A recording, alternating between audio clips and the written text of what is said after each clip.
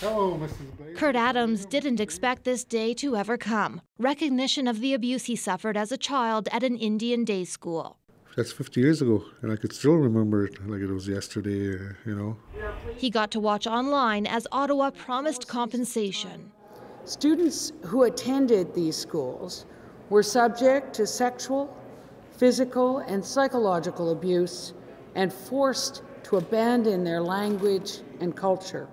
Unlike at residential schools, day school students got to go home each night. Many say the abuse was the same. Yet they were excluded from a multi-billion-dollar deal with residential school survivors.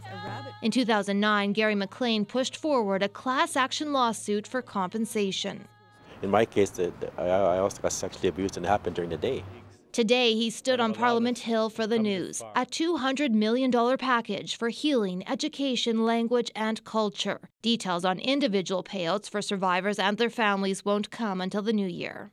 If you take forgiveness one step at a time, it gets easier. Like I had to forgive the person that hurt me as a child. I had to forgive my parents for not standing up for me.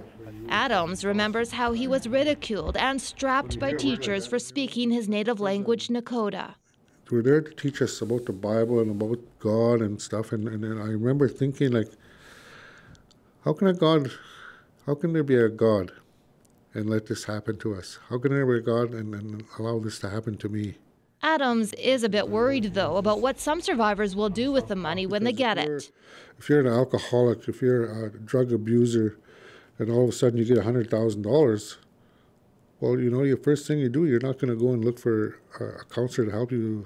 He says survivors need help, not just cash. Bonnie Allen, CBC News, Carry the Kettle First Nation.